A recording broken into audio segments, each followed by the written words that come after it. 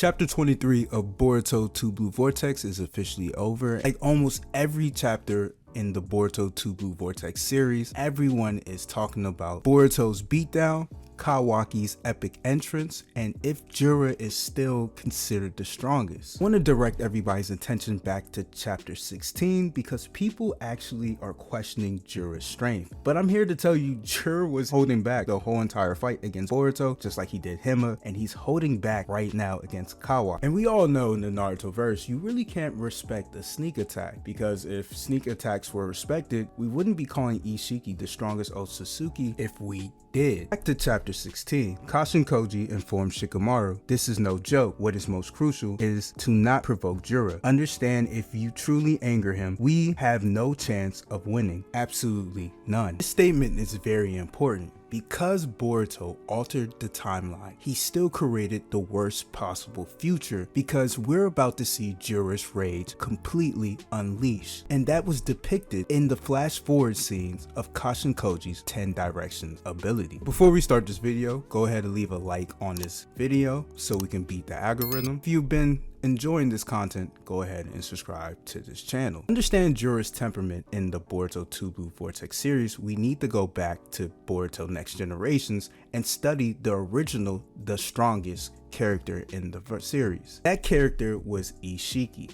Unlike a character like Sukuna that loved to fight, loved to see new types of abilities in Jujutsu, Ishiki was very different. He was very professional, pursuit to godhood. Basically saying Ishiki didn't want to get his hands dirty if it truly wasn't necessary. Even when he was in Jigen's body, when he stepped into Naruto's household, he didn't want to fight. He just wanted his son so he can go about his day and go about his business, because he understood he was the strongest person in the verse. Even when Ishiki actually died, Momoshiki was truly shocked that they pulled it off. He said it word for word, I'm not sure how you guys defeated Ishiki. That just shows us he was the strongest character in the verse. And let's not forget Amato basically saying if Ishiki got his hands on Kawaki's body, then that will result to the end of the world. Ishiki invaded the Leaf Village for the second time. He was calm and kind. He was asking for directions for his child, Kawaki. That's all he wanted. If he could have got Kawaki and left that village, he wouldn't have destroyed anybody until it was time for him to cultivate the chakra fruit. Mentality is the same safety cushion that Jura has in his mind.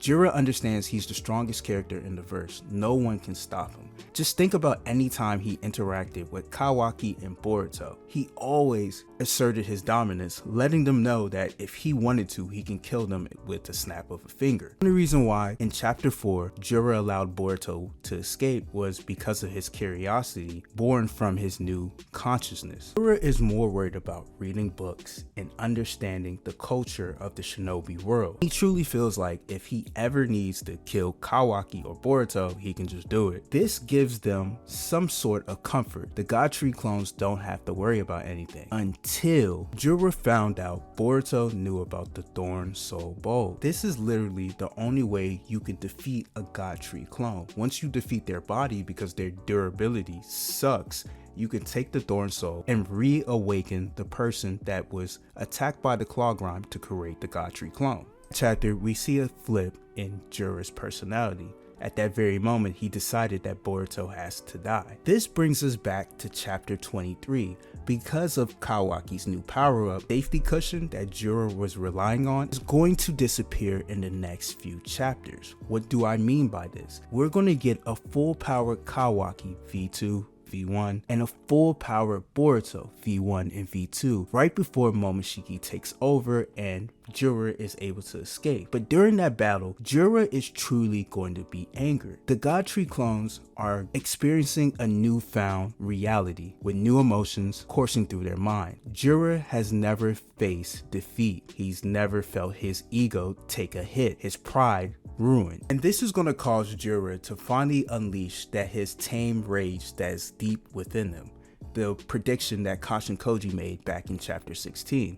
Don't make Jura mad. Jura gets mad, end of the world. And unfortunately, we're going to see a more reckless Jura moving forward in the series because of Boruto. Yes, all of this is Boruto's fault. He wanted to alter the future by telling Kawaki, and because he told his brother, that bond ultimately changed the future. But we're still going to get the worst possible future because we now have a fully angered Jura who no longer trusts the shinobi and no longer cares about their culture. Why I say this is very important, because if you look at the film that was shown in Kashin Koji's 10 Directions ability, we see different characters in some sort of danger. Hima looks like she's standing in front of Jura because she looks damaged. This means after Jura escapes, he's no longer going to hold back against attempting to eat Hima because he wants to understand the world and also get the power up from consuming their target. Outside of that, we see Inojin. Inojin looks like he's hurt. We see Shikadai's sweater. We also see Hidari reaching for Sarada's Sharingan. And I want to be delusional and say that he wants to give her the forehead poke. Still a possibility. And let's talk about Momoshi looking like he's ready to get into a stance. God Tree clone,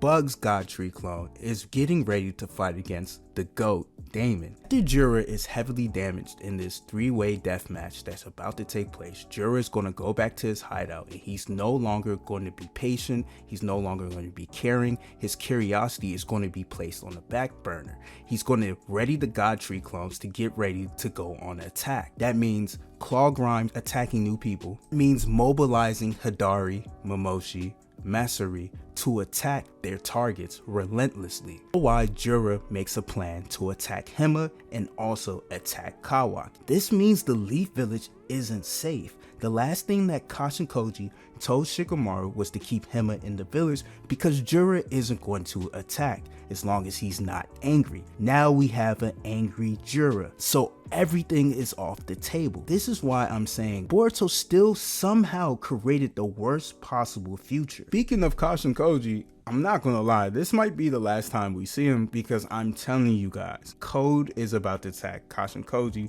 during all the mayhem. Every singularity of Fate is in danger, especially Ida. Ida's in danger because she has the ability to watch the God Tree clones at their hideout at all times. Jura, when he wasn't angry, didn't really care because he didn't take Ida seriously. Now that he knows that he can get damaged and there's a possibility he can die, and the Leaf Village knows about the Thorn Souls and how to save everyone, he has no choice but to take her seriously. That's why the Bug God Tree clone is about to attack Ida very soon. Jura, the passive Jura that we've been experiencing for the first couple of chapters of Boruto 2 Blue Vortex is out the window. Jura is about to start moving very militant and very aggressive. This is the worst possible outcome for the shinobi world because there's only three shinobi who have the power to stop Jura. That's Sarada, Kawaki, and Boruto. And we know Boruto's about to die because Momoshiki's going to take over his body. 2, I guess? But that's it for the video. Like, comment, subscribe, and let me know what you guys think down in the comments. And I'm out.